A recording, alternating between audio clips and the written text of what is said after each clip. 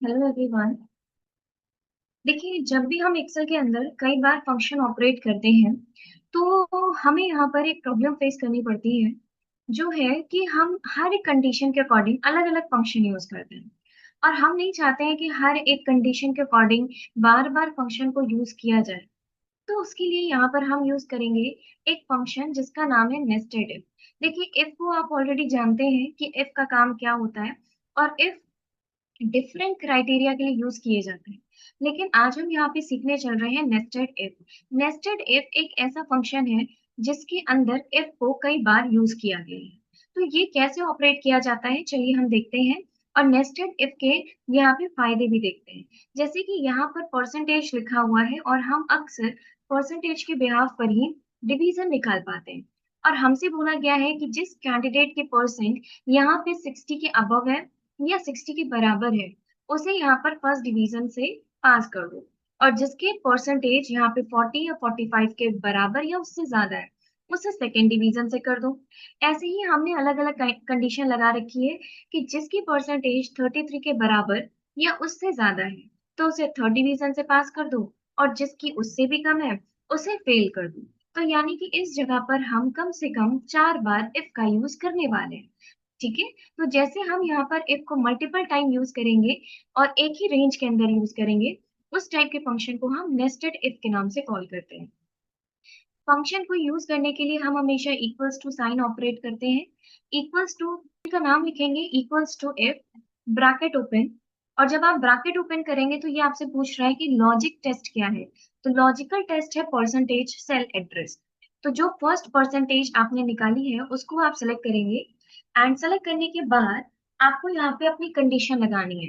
Condition is greater than equals to, यानी अगर आपकी परसेंटेज यहाँ पर 60 के बराबर और 60 से ज्यादा है, इसीलिए देखिए हमने दो साइन यूज किए हैं, बराबर का भी निशान है और ग्रेटर देन मतलब बड़े का भी निशान है। तो ये बोल रहा है कि अगर आपकी परसेंटेज, इफ का मतलब होता है अगर या यदि, अगर आपकी परसेंटेज या यदि आपकी परसेंटेज 60 से बड़ी है या 60 के बराबर है, तो आप यहाँ पे फर्स्ट डिवीजन से पास आउट होते हैं। ठीक है। आप फर्स्ट को इस तरीके से भी लिख सकते हैं या रोमन नंबर में भी ऐड कर सकते हैं। तो यहाँ पर हमने ऐड कर दिया है फर्स्ट के लिए फर्स्ट ऑप्शन, एंड कॉमा लगा देंगे तो ये हमारी फर्स्ट क्राइटेरिया कंप्लीट हो चुकी है। सेकेंड क्राइटेरिया के लिए अगेन इफ यूज करेंगे, ध्यान रखिएगा हमने इक्वल्स टू सिर्फ एक बार लगाया है। ब्रैकेट ओपन, सेल का एड्रेस है I3 is greater than equals to 45। यानी कि अगर आपकी परसेंटेज, इसी को ही सेलेक्ट करेंगे हर बार जब हम एक सेल पर अप्लाई कर रहे हैं, तो हर बार हमें परसेंटेज के लिए एक ही सेल को सिलेक्ट करना होगा। ये बोल रहा है कि यदि आपकी परसेंटेज यहाँ पर 45 के बराबर और उससे ज्यादा है, तो आप यहाँ पे सेकेंड डिवीजन से पास आउट होते हैं। थर्ड के लिए if bracket open your percentage is greater than equals to 33, यानी कि अगर आपकी परसेंटेज 33 के बराबर और उससे ज्यादा है, तो आप यहाँ पर थर्ड डिवीजन से पास आउट होते हैं। क्या थर्ड के बाद भी कोई डिवीजन होती है? तो आप सभी कहेंगे बिल्कुल नहीं होती है। तो उसके लिए आपको यहाँ पे क्या करना है, लास्ट कंडीशन ऑपरेट करना है, जो है फेल। और फेल के लिए भी हमें double quotes open and close करना होता है। अब यहाँ पे देखिए हमारी हर कंडीशन कंप्लीट हो गई है, और जितने भी ब्रैकेट्स हमने ओपन किए हैं लास्ट में हम हमें उतनी ही ब्रैकेट्स को क्लोज कर देंगे। एक चीज का ध्यान रखिएगा, एक्सेल के अंदर ये एक लॉन्ग फंक्शन है और इस फंक्शन को बहुत ध्यान से यूज करना है। कॉमा और डबल इन्वर्टेड कॉमा मिस नहीं होने चाहिए, और अगर मिस हो गए तो फिर यहाँ पर आपका आउटपुट आपको सही नहीं मिलेगा। और जब भी आपकी इस फंक्शन के अंदर हर एक चीज एक्यूरेटली लगाई गई होगी, तो ये ब्रैकेट्स का कलर चेंज कर देगा। लेकिन ध्यान से देखिएगा, अभी हम यहाँ पर एक डबल इन्वर्टेड कॉमा हटा देते हैं। ठीक है। और जैसे ही हम इसे हटाएंगे यहाँ पर, अभी आप ब्रैकेट का कलर देख सकते हो, हर एक ब्रैकेट का कलर ब्लैक हो गया है। और यहीं से हमें पता चल रहा है कि हमारे एक्सेल के अंदर कोई ना कोई गलती है। तो हमें डबल कोट्स को ओपन कर लेना है एंड एंटर कर देंगे, तो देखिए हमारे पास आंसर भी आ गया है। और आंसर यहाँ पे हमारे पास फर्स्ट आ गया है हमारी परसेंटेज को देखते हुए, क्योंकि हमारे अंकित त्रिपाठी का जो परसेंटेज है वो 60 से बड़ा है, इसलिए यहाँ पर आपको फर्स्ट दे रहा है। ठीक है। अब आप यहाँ पर आइए और डाउन एरिया में एक बार ड्रैग कर लीजिए। ड्रैग करने पर अभी इसका आउटपुट चेक करिए आप। क्या दिखा रहा है कि जो 60 से अबव है या 60 के बराबर है, उनमें फर्स्ट आ रहा है। जो 33 से कम है उनमें फेल आ रहा है। और जो 40, यस, जो 33 से अबव है उनमें थर्ड आ रहा है। और जो 45 के बराबर या उनसे अबव है उनमें सेकंड आ रहा है। यानी कि अभी तक हमने जितनी भी कंडीशन दी हुई थी वो सारी कंडीशन इसमें कंप्लीट हो गई है। तो जब हम फंक्शन ऑपरेट कर रहे हैं आपको बता रहे हैं, उसी समय आप पॉज करके उस फंक्शन को नोट कर लीजिए, नहीं तो आप स्क्रीनशॉट भी ले सकते हैं। चलिए अब हम यहाँ पर किसी दूसरे कंडीशन के साथ में काम करते हैं और हमसे बोला गया है, तो देखिए हमसे यहाँ पे इस मार्क्स रिकॉर्ड के अकॉर्डिंग बोला गया है कि हमें उन स्टूडेंट्स का नाम निकाल कर दो जिसके कंप्यूटर में मार्क्स जो है वो यहाँ पर 80 से अबव है, ठीक है, और यहाँ पर उनका परसेंटेज जो है वो 70 से अबव है। ठीक है, दो चीजें ध्यान रखिएगा, क्या बोला गया है कि कंप्यूटर में मार्क्स होने चाहिए 80 से अबव और परसेंटेज होनी चाहिए यहाँ पर ये 70 से अबव। तो हमें यहाँ पर रिटर्न कर दो ट्रू, और जब आप मुझे रिटर्न करोगे ट्रू तो मैं यहाँ पर क्या करूंगा, उन कैंडिडेट को शॉर्टलिस्ट कर लूंगा और उसके बाद जो फॉल्स आएगा उनको वहां से हटा दूंगा। तो उसके लिए हमें करना क्या है, सबसे पहले आप इसी एरिया पर एक आउटपुट निकाल दीजिए, लाइक लिस्टेड या लिस्ट ऑप्शन भी यूज कर सकते हैं, ठीक है। अब आपको करना क्या है, इक्वल्स टू और, देखिए यहाँ पर हम ऑपरेट कर रहे हैं और फंक्शन। और का काम होता है, देखिए हमने दो कंडीशन लगाई है ना, कि अगर कंप्यूटर की वैल्यू मैच हो रही है तो ट्रू रिटर्न करिए, और अगर परसेंटेज की वैल्यू मैच हो रही है तो हमें यहाँ पर ट्रू रिटर्न करिए। तो उसके लिए हम ऑपरेट करेंगे इक्वल्स टू और ऑपरेट करने के बाद हमने यहाँ पे कंप्यूटर का सेल सेलेक्ट किया और बोला ग्रेटर देन 80। यदि 80 के बराबर है, सॉरी 80 से ज्यादा है, तो यहाँ पर हमें रिटर्न करना ट्रू।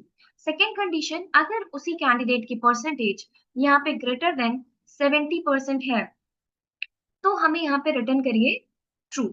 अब दो कंडीशन लगाइए, दोनों ही मैच करेंगे तो ट्रू रिटर्न करेगा। और का काम ही होता है कि यहाँ पर अगर जो भी कंडीशन दी गई है सारी कंडीशन सही होगी तो भी ट्रू रिटर्न करेगा, और अगर सब में से एक कंडीशन सही होगी तो भी ट्रू रिटर्न करेगा। लेकिन अगर आपकी सारी कंडीशन जो लगाई गई है इसके अंदर वो सारी ही गलत होंगी तो ये फॉल्स रिटर्न करेगा। तो अभी हमने एंटर किया और एंटर करने के बाद देखिए हमें आंसर ट्रू मिल गया है। एंड डाउन एरिया में हम इसे ड्रैग कर देंगे तो देखिए यहाँ पर ऐसे दो ही सेल है जिसमें ट्रू लिख कर आ रहा है, तो यानी कि हमने शॉर्टलिस्ट कर लिया है। एक कैंडिडेट है अंकित त्रिपाठी एंड सेकंड है पंकज मिश्रा, इन दोनों के नाम को निकाल लिया जाएगा, ठीक है।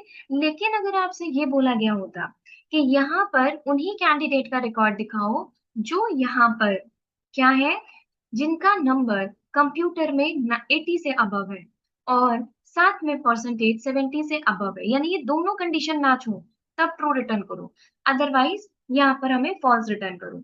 तो उसके लिए फिर हम यहाँ पर यूज करने वाले हैं एक फंक्शन जिसका नाम है एंड। एंड एक ऐसा फंक्शन होता है जो यूज किया जाता है, किस लिए, मैं यहाँ पर सेम वैल्यू भी लिस्ट कर देती हूँ। एंड एक ऐसा फंक्शन होता है जो बताता है कि अगर सारी कंडीशन सही होंगी तो ही ट्रू रिटर्न किया जाएगा, नहीं तो फॉल्स रिटर्न किया जाएगा। तो अब हम यहाँ पे ऑपरेट कर रहे हैं equals to and bracket open, and यहाँ पर आकर हमने बोल दिया इफ, हमने बोल दिया कि आपकी कंप्यूटर के मार्क्स 80 से अबव होने चाहिए, greater than 80, comma percentage is greater then 70। अगर ये दोनों चीजें सही है तो ही हमें ट्रू रिटर्न करिए, नहीं तो आप हमें फॉल्स रिटर्न करिए। तो देखिए यहाँ पर ये 80 से अबव भी है और ये भी 70 से अबव है, तो उसने हमें यहाँ पे ट्रू रिटर्न कर दिया, दोनों ही मैच कर रही थी इसलिए। और बाकी में देखिए इसने हमें क्या रिटर्न किया, फॉल्स, जबकि यहाँ पे ट्रू है लेकिन यहाँ पर फॉल्स है। क्यों, क्योंकि यहाँ पर देखिए कंप्यूटर के मार्क्स क्या है, 76 है, बट परसेंटेज यहाँ पे 75 था, तो एक चीज इसमें मैच कर रहा था इसलिए इसने हमको आंसर रिटर्न कर दिया है ट्रू। अब चलते हैं हम अपने नेक्स्ट शीट पर और देखते हैं कि इफ एरर फंक्शन कैसे ऑपरेट किया जाता है। तो हम आ जाएंगे शीट नंबर 2 पर, और यहाँ पर हमने एक छोटा सा रिकॉर्ड बना रखा है समझने के लिए कि इफ एरर कैसे यूज किया जाता है। लेकिन इससे पहले हमसे बोला गया है कि आप यहाँ पे डे सैलरी निकाल दीजिए। तो यानी किसी कैंडिडेट की अगर सैलरी 25,000 रुपए है तो उसकी पर डे की सैलरी क्या होगी, तो हम सैलरी डिवाइड बाय डेज कर देंगे, ठीक है। तो equals to salary divide by days, और जब आप ये करके एंटर कर रहे हो तो यहाँ पर देखिए आंसर आ गया आपके पास। और इसी से आपको क्या करना है, डाउन एरिया में ड्रैग कर देना है सभी का आउटपुट दिखाने के लिए। लेकिन यहाँ हुआ क्या कि यहाँ पर तो सैलरी है लेकिन डेज नहीं लिखे हुए, हालांकि हम डेज लिख देंगे तो आउटपुट आ जाएगा, लेकिन अगर कोई ब्लैंक सेल है तो उसकी जगह पर देखिए क्या लिख कर आ रहा है, ये एरर। और हम नहीं चाहते हैं कि हमारे सेल के अंदर कोई भी एरर आए, तो उसके लिए हमें यूज करना होगा इफ एरर फंक्शन। ये एरर को हटा के कोई स्पेसिफिक सिंबल या स्पेस दे देगा या ब्लैंक छोड़ देगा और आपकी वैल्यू प्रॉपर रिटर्न कर देगा। लेकिन हाँ, आपके किसी भी सेल के अंदर इस तरीके की मिस्टेक और एरर शो नहीं करेगा। तो इसके लिए हमें करना क्या होता है, हम यहाँ पर सेम वैल्यू भी राइट एरिया में फिल कर देते हैं एंड यहाँ पर आकर यूज करते हैं इक्वल्स टू इफ एरर। जब हम इफ एरर यूज कर रहे हैं तो ये हमसे पूछ रहा है वैल्यू, सेम एज वैल्यू देना है, वैल्यू डिवाइड बाय डेज। और अगर यहाँ पे डिवाइड हो जाता है तो हमें वैल्यू रिटर्न करिए, नहीं डिवाइड होता है तो आप कोई भी स्पेसिफिक सिंबल ऐड कर सकते हैं, जैसे कि डैश डैश डैश ऐड कर सकते हैं 3 टाइम एंड डबल कोट्स को क्लोज करके ब्रैकेट क्लोज करिए, एंटर कर दीजिए। आंसर सिमिलर ही आएगा, आंसर में कोई भी प्रॉब्लम नहीं आएगी। एंड डाउन एरिया में ड्रैग करके देखिए, अभी हम सेंटर अलाइन कर देते हैं और अभी देखिए इसने क्या दिया, जो ब्लैंक सेल था उसमें एरर की जगह जो हमने दिया था डैश, वो इसने हमें प्रोवाइड कर दिया। तो अगर आप भी चाहते हैं कि किसी सेल के अंदर इस तरीके से एरर ना दिखाए, ऑब्वियस है ये हमारे डाटा शीट में देखने में बिल्कुल भी अच्छा नहीं लगता है और मैनेजर को अगर हम ये दे रहे हैं तो बस डांट खाने के लिए रेडी रहिए आप। तो इसका मतलब ये है कि अगर हमने अपनी शीट के अंदर कुछ ऐसा ऑपरेट किया है और हमें एरर मिल रही है तो उस जगह पे हम क्या यूज कर सकते हैं, if error function. And next option है यहाँ पर, आपसे बोला गया है कि हर एक कैंडिडेट की सैलरी में आप यहाँ पर 10% इंक्रीमेंट कर दीजिए। लेकिन 10% इंक्रीमेंट तब करना है जब कैंडिडेट की सैलरी 15,000 से अबव है। ठीक है, तो यहाँ पर हम अपनी कंडीशन ऑपरेट कर लेते हैं, 10% इंक्रीमेंट। और 10% इंक्रीमेंट लिखने के बाद आप इस तरीके से डबल टैप कर दीजिए और 10% इंक्रीमेंट करने के लिए यहाँ पे आपको बता रहे थे कि यदि आपकी सैलरी 15,000 से ज्यादा है तो आपकी सैलरी में आपकी ही सैलरी का कितना परसेंट ऐड होना चाहिए, 10% ऐड होना चाहिए, नहीं तो आपकी सैलरी ही रिटर्न कर दी जानी चाहिए। और ब्रैकेट क्लोज करके देखिए तो इसने यहाँ पर आपको वैल्यू बढ़ा कर दिया है, इसी के अंदर इंक्रीमेंट होना चाहिए, तब आप यहाँ पर ये वाला फंक्शन ऑपरेट करेंगे। और जिसकी सैलरी यहाँ पर 15,000 या उससे कम थी, देखिए उसकी सैलरी यहाँ पर रिटर्न कर दी गई है। तो इस टाइप के फंक्शन को यूज करने के लिए आज हमने यहाँ पे कंप्लीट किए हैं इफ एरर एंड और नेस्टेड इफ फंक्शन। ये टोटल 5 फंक्शन है बट ये वेरी यूजफुल फंक्शंस है, इन्हें आप एक बार ऑपरेट करके देखिए। और यहाँ पर अगर आपको हमारी वीडियो अच्छी लग रही है तो प्लीज लाइक करें, शेयर करें और सब्सक्राइब करें। और अगर आपको इसी तरीके से नए नए ऑप्शन सीखना है तो हमारे चैनल के साथ में जुड़े रहें। तो यहाँ पर हम बॉर्डर अप्लाई कर रहे हैं, बॉर्डर अप्लाई करने के लिए हमने रेंज को सिलेक्ट कर लिया है एंड एक शॉर्टकट यूज कर रहे हैं Alt+H+B+A। आपने जैसे Alt+H+B+A अप्लाई किया, देखिए बॉर्डर अप्लाई हो गया है और हमारा ये रिकॉर्ड भी कंप्लीट हो गया है। आई होप आपको ये वीडियो, को ये सेशन समझ में आया होगा। Thank you so much.